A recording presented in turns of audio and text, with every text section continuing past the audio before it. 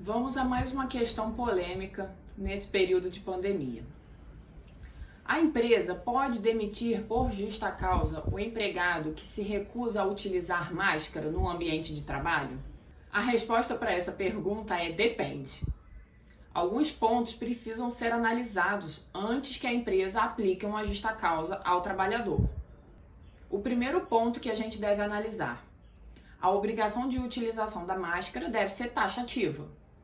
Nesse caso, existe a obrigação taxativa de utilização da máscara, não só em decorrência de uma norma interna da empresa, como em decorrência de orientações do Ministério da Saúde e do Ministério da Economia. Além disso, o artigo 158 da CLT prevê que constitui ato faltoso do empregado que se recusar a utilizar os equipamentos de proteções individuais obrigatórios fornecidos pelo empregador.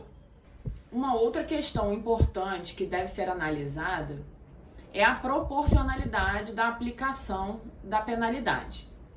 Ou seja, a gente sabe que a justa causa ela é um último passo de penalidade que pode ser aplicado ao trabalhador. Antes disso, existe uma gradação, em termos de punição. A advertência por escrito, a suspensão e após essas duas punições, então a empresa poderia aplicar uma justa causa. Assim, não basta que o trabalhador deixe de utilizar a máscara apenas uma vez para que a empresa já aplique uma justa causa diretamente. Não é esse o caso. É importante a análise fática de cada caso. Assim, se um trabalhador sempre está se recusando a utilizar a máscara, a empresa deve começar com a aplicação de uma advertência por escrito para que configure a primeira penalidade.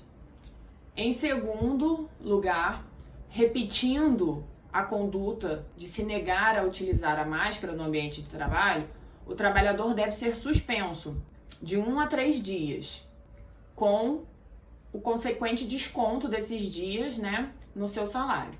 E aí, se houver uma reiteração dessa prática, ou seja, numa terceira vez que o trabalhador deixe de utilizar a máscara no ambiente de trabalho, aí sim a empresa poderia analisar o caso concreto e, verificando que realmente existiu uma má conduta do trabalhador, poderia então aplicar a justa causa. É importante que a empresa verifique todo esse procedimento para que não ocorra do trabalhador posteriormente entrar na justiça e peça uma reversão dessa justa causa.